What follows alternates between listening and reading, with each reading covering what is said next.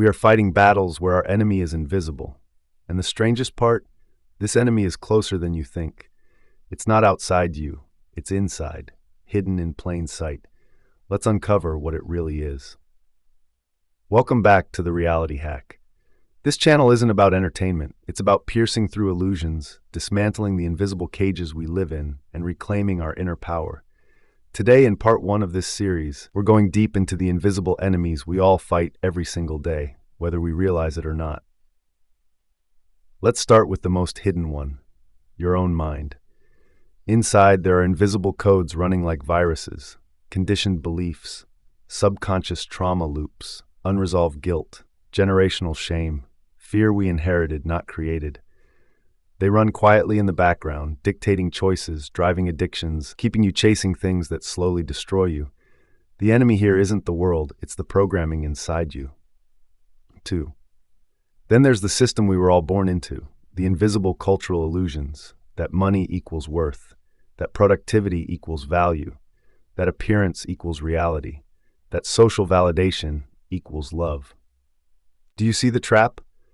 Most of us live our entire lives serving a system, never ourselves, and we don't even question it, because everyone else is asleep in the same dream. Section 3, Energy Vampirism and Emotional Manipulation. Ever been around someone who leaves you drained, without even doing anything, or entered a room that felt heavy without explanation? This is another enemy, subtle yet powerful. Energy vampirism. Emotional manipulation. Not every wound is visible. Some are invisible currents that drain your spirit without you even realizing it. And here's the harsh truth.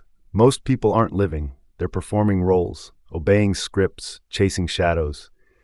This is the collective sleep, a fog of unconsciousness that covers sight and blinds people to what's real. The invisible enemy here isn't a person, it's unconsciousness itself. Section 5, Ego and False Identity. And then comes the trickiest of them all. The mask we wear, the I we think we are, the identity we protect at all costs. That mask becomes our prison, and the more we defend it, the more we suffer. The ego is an invisible cage, a cage we mistake for freedom. But the deepest enemy, it's forgetting who we truly are. Spiritual amnesia. We get caught in the dream, believing it's real. We forget our essence, and when you forget your essence, you spend your life chasing illusions instead of waking up.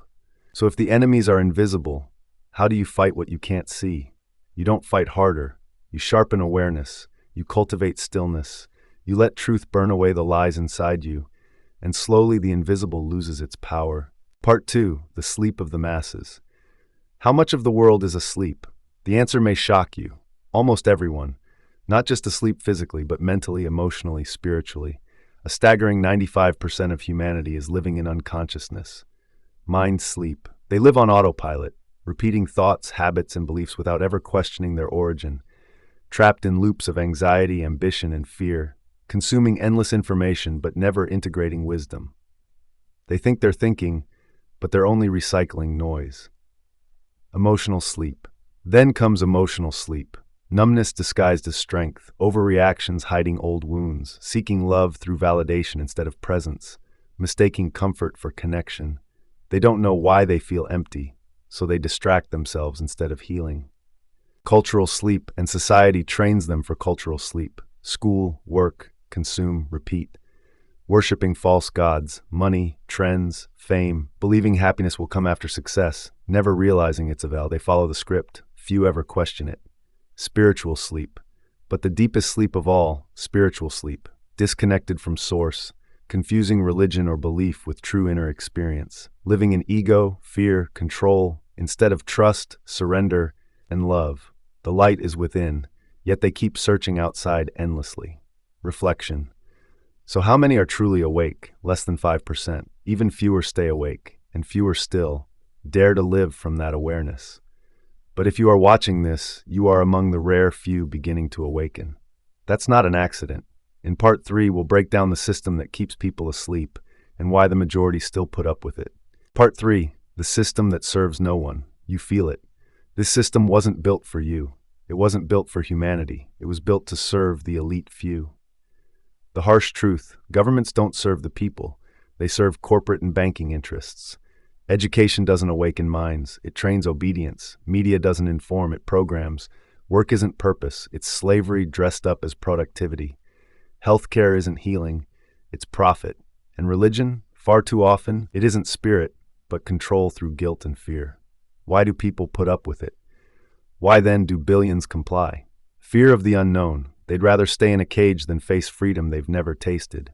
Dependency. The system gives crumbs in exchange for obedience. Disconnection from nature, from soul, from each other.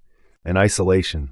Anyone who questions is mocked, silenced, made to feel insane, so people censor themselves to avoid exile. But here's the power in what you see. You don't have to play this game. You can step out mentally, emotionally, spiritually, and even physically. Reclaim your sovereignty. Live simply on your own terms. Heal your trauma so you stop reacting. Create instead of consume. Find tribes of truth. And remember, God, Source, the soul, stands above all systems. You weren't born to serve this dying machine. You came to help birth the new. And that's where part 4 takes us, to the truth of how your very consciousness creates ripples in the quantum field. Part 4. Consciousness as a network. Here's the most profound truth. Consciousness is a network, a living web of light, and every awakened being is a node within it, the network of awareness. Each time you see through illusion, heal trauma, choose truth over fear, surrender to the divine, you send ripples into the field. That ripple weakens the illusion for others. It strengthens the grid of awareness on Earth. Your awakening doesn't just belong to you. It makes awakening easier for everyone. The quantum reality. The quantum field isn't just particles. It's conscious energy. Entangled, non-local, always communicating. So when you raise your awareness, you're affecting the collective unconscious, the morphogenetic field, the planetary frequency of thought. The power of one, awake being one truly awake soul, offsets thousands asleep. Not by force, but by presence. Your energy silently disrupts lies. It magnetizes the real. It reminds others of something they forgot, but deeply feel. You are a node. You are a beacon, a transmitter, a portal. The more you align with truth, integrity, and stillness, the more powerful your influence becomes. This is how revolutions happen, not always through protests, but through frequency, through mass shifts in awareness. So remember, your very existence transmits light. You are not powerless. You are a node in the infinite web of consciousness, a ripple in the quantum field. The invisible battles we fight, they end not by force, but by awakening.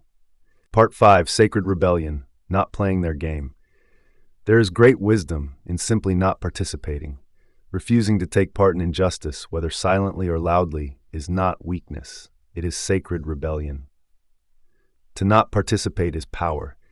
You are not here to be a cog in the machine, fuel systems that dehumanize, serve ideologies that kill the soul, or betray your inner knowing for external rewards. You are here to break cycles, to free your mind, to heal your lineage, to remember who you truly are. Every time you refuse to comply with evil, you return power back to truth. Breaking free, the path. So how do you break free? Inner disengagement. Stop feeding mental energy to lies. Observe the system, but don't let it enter your mind. Silence becomes resistance.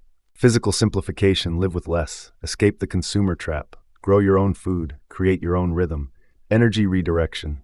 Take back your attention from what drains you. Give it only to what nourishes truth and soul. Attention is the new currency. Don't spend it on the unreal. Create parallel realities. Form micro-communities of awake beings. Trade value, not status. Build structures rooted in integrity. Walk silently, but radiate. You don't need to shout. Let your life itself be the counter-message. The quiet rebel becomes mystic, warrior, and healer all at once. Not playing their game. You don't have to destroy the system. You don't even have to fight it. You simply stop feeding it. And in that silence, a new way is born. But to walk this path, you must also care for the vessel carrying you, your body, because years of survival, trauma, and extremes have left marks within it.